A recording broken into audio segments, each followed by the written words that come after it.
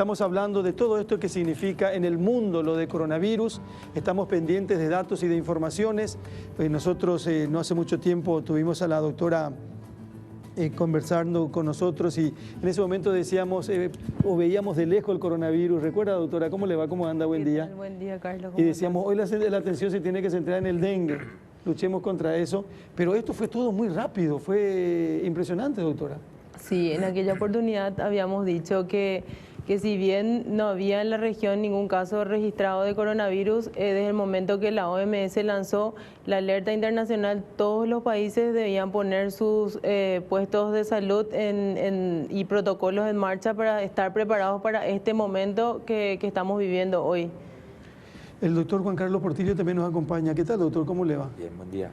Bueno, hablemos, uno dice, y otra vez el tema, y otra vez el tema, pero no hay que cansarse de hablar de esto, doctora, ¿verdad? Me parece genial hacer hincapié en el punto de lavado de manos y la falta de respuesta que tenemos con las autoridades, con ESAP. Nos sentimos nosotros también impotentes. Yo trabajo en un hospital del ministerio, en una terapia intensiva, estuve ayer y no teníamos agua. Tenemos que lavarnos las manos con suero fisiológico y es una verdadera vergüenza, es una pena porque estamos enfrentando una pandemia, es algo que nunca vivimos en la manera en la que se hacen las proyecciones al menos, ¿verdad? Entonces, nosotros le pedimos a la ciudadanía que ponga de su parte, pero también le pedimos al gobierno, le pedimos a la SAP y al Ministerio de Salud también que nos provean las herramientas para trabajar de manera adecuada. Terapia intensiva sin agua. Fíjense lo que estoy... Yo entiendo, mucha gente se puede molestar por el micrófono, Fito, por favor. Mucha gente se puede molestar, mucha gente se puede ofender, pero es una realidad donde hoy más que nunca necesitamos estar juntos y necesitamos dar solución a estas cuestiones. Porque ¿cómo te voy a reclamar a vos que des el servicio que tenés que dar y que te expongas a lo que te estás exponiendo si no te doy todos los elementos para hacerlo? Estamos hablando de agua.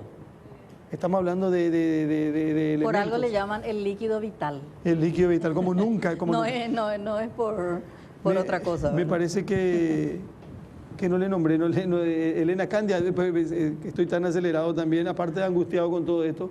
La doctora es Elena Candia, ella es presidenta de la Sociedad Paraguaya de Infectología. Paraguaya de Infectología. Bueno, tantas cosas se dicen, doctor. Están los disparates, los disparateros, y que vamos a tratar de dejar de lado y tratar de ser lo más responsable posible ante una cuestión como esta. Doctor Portillo, si yo me voy, por ejemplo, si hoy tengo necesidad de viajar a Buenos Aires, no está prohibido. No hay ninguna restricción formal, administrativa, digamos. Claro. Pero está la recomendación de evitar realizar viajes que no sean esenciales o impostergables. Pero si vamos a suponer que sean esenciales e impostergables, sean urgentes, me voy a Buenos Aires, me someto a lo que diga el Código Sanitario Argentino. Si ellos claro, ¿verdad? Claro. Ellos bien pueden decirme, saben que usted viene de Paraguay, en Paraguay hay 7 casos de coronavirus, usted tiene que pasar a cuarentena. O retorna a su país. O retorna a su país, ¿puede ser eso, doctor? Argentina está endureciendo sus medidas en cuanto a limitación de ingreso o de conexión del país con el resto del mundo, ¿verdad? Sobre todo con Europa inicialmente. Es una posibilidad. Tengo entendido que todavía hasta ese punto no están llegando, pero no sería raro. De hecho, hay países que ya lo están haciendo, están limitando, están cerrando su frontera. El caso de Italia, por ejemplo, es un caso que para todos es un poco ilustrativo de lo que puede llegar a ocurrir cuando un brote epidémico no es controlado, ¿verdad? Porque eso está pasando en Italia. Ellos están adoptando todas las medidas que están implementando, drásticas, justamente porque el sistema sanitario local está sobrepasado a nivel nacional. En un primer momento fue el norte de Italia, sitiaron esa región, Lombardía sobre todo, pero evidentemente lo que tiene que ver también con la conciencia ciudadana es muy importante, ¿verdad? Porque el virus, es cierto, tiene una gran capacidad de transmitirse, tiene una alta contagiosidad, que creo que no es muy diferente a sus parientes cercanos, ¿verdad? Coronavirus, otro coronavirus o influenza. El rango es sería más o menos similar, aparentemente, por la información que hay en cuanto a contagiosidad. Es más contagioso Es más que contagioso. la influenza. Bueno, con más razón. Más contagioso. Es más contagioso. Ok. 10 veces Bueno. más, decían. El tema haciendo nomás una breve comparación, en ese punto, se estima que el virus, o sea, el coronavirus se transmite a partir de 2 días antes del inicio de los síntomas e incluso diferente. uno puede seguir excretando o eliminando el virus hasta 20 días o incluso más en algunos casos. Con el virus de la gripe, entonces son 3 semanas que uno tiene la posibilidad de seguir contagiando. Y con el virus de la gripe eso termina en 1 semana. Entonces es un tiempo mucho más corto y menor la probabilidad de contagiar. Claro, por eso justamente la medida de aislamiento social, pues por el contagio exponencial que tiene este coronavirus, ¿verdad? Son 3 las medidas fundamentales para limitar un brote epidémico como este, ¿verdad? La cuarentena, Sí. gente que está sin síntomas y que pudo haber estado en contacto con algún sospechoso, que se aísla. Las medidas de distanciamiento social, Sí. ¿verdad? Las restricciones para la población movilización en general. para la población y el aislamiento de aquellos casos confirmados, ¿verdad? De los infectados, ¿verdad? Esas son las medidas fundamentales. Y decía nomás que en Italia lo que evidentemente falló es la implementación o el acatamiento de las Claro. medidas de distanciamiento social.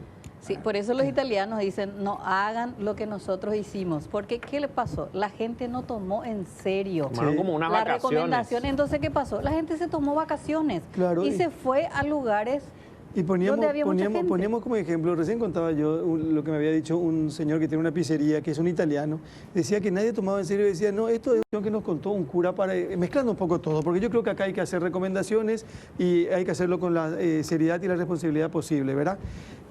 Y reconocer también que se actuó como corresponde. Nosotros yo creo que hay coincidencia total que el gobierno actuó como corresponde ante una situación como esta. Tenemos algunas cuestiones que nos duelen, como ser la falta de agua, por ejemplo, que es fundamental para que nosotros podamos seguir los consejos que nos dan los que entienden y los que saben. Pero nos contaba, creo que apellido Ortiz es el cura que está en Sicilia, en Italia, nos contaba que dónde estuvo, según él y según escuchó decir, el error de Italia. Que el caso se da en la región norte Sí. y no se bloqueó la región norte. Y que muchos italianos se van a trabajar porque es la parte más industrial de Italia. Entonces muchos italianos del sur y del centro de Italia fueron o trabajaban siempre en el norte. Cuando viene la enfermedad, en vez de quedarse ahí y ser controlados ahí, ellos salen del norte de Italia y recorren toda Italia y llegan hasta el sur inclusive. Entonces, al no tenerse ese bloqueo, hoy están sufriendo estas consecuencias. Hoy tenemos a una Italia triste, pero muy triste. Tenemos China, Irán, Italia como los países más afectados. Entonces, yo creo que acá se ha actuado de una manera correcta. Tenemos algunas desprolijidades, insisto, pero la demostración de que se pueden hacer las cosas. Ahora, si no tenemos agua y se quejan algunos algún personal de Blanco de que no tienen toda la infraestructura, ¿qué se hace, doctor Portillo? ¿Cómo se encara esto? Ese contexto, digamos, esa coyuntura que se da a nivel de la red sanitaria es lo que constituyó también un motivo para fundamentar las decisiones tomadas, ¿verdad? Básicamente lo que se está buscando es ganar tiempo para terminar de preparar al sistema, sobre todo al sistema sanitario y no solo al sector público, el sistema sanitario como un todo. Llevamos semanas trabajando en forma conjunta con el sector privado, con la seguridad social y con otros componentes del sistema de salud. Lo del agua realmente es algo muy sensible, tiene que ver con, digamos, tiene efecto directo en lo que la gente pueda hacer, en lo que los prestadores de salud puedan hacer en los servicios. Probablemente no es sostenible el funcionamiento normal de un establecimiento hospitalario por mucho tiempo si no se resuelve ese problema del agua. Tengo entendido que para este fin de semana iría normalizándose, o sea, nosotros estamos pendientes de eso también. Entre, no sé, hoy, mañana, fin de semana, dijo la gente de ESAP que esto iba a ir normalizándose, esperemos que sea así, o tendremos que buscar algunas alternativas de aprovisionamiento suplementario, alguna otra vía, Sí. para seguir preparando a nuestros hospitales, ¿verdad? Claro, bueno, como decíamos nosotros, a lo mejor no vamos a tener una solución total, pero no podemos estar indiferentes a la necesidad que tiene mucha gente, porque es fundamental. Doctora, y a ver, Fito, Sí, Estela. yo le quería preguntar al doctor, hay una cuestión que todos están consultando, todos están preguntando y ustedes quizás puedan aclararnos esta cuestión de las fronteras, que todo el mundo dice, ¿por qué no cierran las fronteras? ¿Por qué no cierran las fronteras? Nosotros no tenemos ningún criterio científico como para poder responder a la gente y ustedes sí, ¿verdad? No se toma esa medida, ¿es necesaria, no es necesaria? ¿Se puede parar un virus como este en una pandemia cerrando las fronteras? Bueno, en una primera etapa, lo que se conoce como vigilancias aumentada, digamos, no de la expresión ahora, es lo que se venía preconizando, el control en los puestos de frontera, sobre todo atendiendo un poco el contexto de inserción de Paraguay a nivel mundial. Somos un país de baja conectividad y en principio el perfil epidemiológico del posible primer caso estuvo más o menos diseñado, ¿verdad? Alguien de perfil económico medio alto con capacidad de viajar, sobre todo hacia Europa o Asia, y probablemente el primer caso iba a ser identificado en un servicio médico privado, básicamente, ¿verdad? Con la aparición de los primeros dos casos en el contexto en el que se dieron, procedente el primero de Ecuador, un país sin circulación viral en la comunidad documentada o confirmada, y la misma situación que se dio con el caso de Argentina, no nos permitió a nosotros como ministerio decir, acá en Paraguay es improbable que haya Hecho por tierra la predicción. Claro, o sea, por un lado, no nos permitió a nosotros asegurar que ya no pudiera haber circulación en el país, por un lado, y por otro lado nos obligó a revisar lo de la vigilancia intensificada, esa es la expresión, debido a que justamente eso, era probable que ya en nuestro medio pudiera estar circulando el virus, en mayor o menor medida. Entonces, ahí viene la gran disyuntiva para el ministerio, digamos, desde el punto de vista estratégico. ¿Qué hacemos? Entonces, la primera decisión fue modificar los protocolos de esa vigilancia intensificada en atención a que probablemente íbamos a concentrar, de hecho, se concentraron muchos recursos en esa vigilancia de frontera, digamos, pero había también ya que activar otros mecanismos. Y por otro lado, la evidencia que nos ofrecieron estos dos casos, desde el punto de vista epidemiológico, nos pusieron en la disyuntiva de continuar siguiendo el protocolo establecido por la Organización Mundial de la Salud o romper con ello. Tuvimos una reunión bastante intensa esa tarde.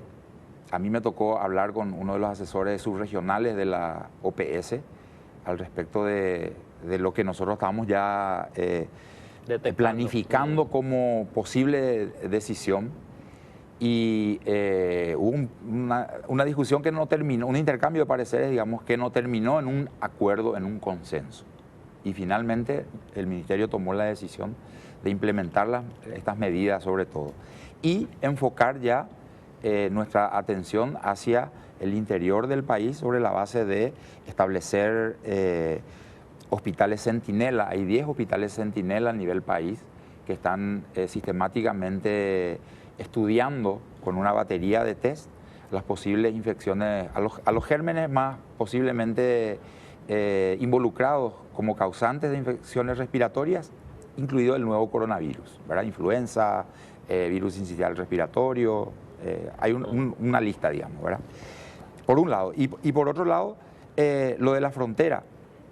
Si nosotros decimos que no podemos asegurar que ya no está circulando el virus aquí, si bien todavía no está documentado ningún caso autóctono, el cierre de frontera en esa situación no nos da mayores garantías, ¿verdad? No nos da mayores garantías. En todo caso, lo que inicialmente ya dispuso la DINAC y la ubicación de Paraguay como país que tiene casos positivos ya confirmados, redujo notoriamente el nivel de reservas de pasajes hacia aquí. Poca gente está viniendo, salvo que sea absolutamente necesario. Hay misiones técnicas que tenían que llegar en los próximos días para trabajar con nosotros. Eso espontáneamente suspendieron ellos eso, ¿verdad? Entonces, estamos en otra fase. El conjunto de acciones a implementar está en otro nivel y ya estamos enfocados hacia otra cosa. El cierre de frontera, en todo caso, digamos, no es una prioridad absoluta. Bueno, vamos a hacer una pausa y después vamos a dar participación a la doctora Elena Candia, porque hay varias preguntas que parecen de respuesta fácil, pero que hay que entender por qué hay necesidad de proceder de esa manera y de actuar de esa manera, sobre todo con la higiene, con el lavado de manos, lo que significa cara, lo que significa posibilidad o riesgo de contraer esta enfermedad. Estamos con el doctor Portillo, estamos con la doctora Candia, estamos en La Lupa esta mañana.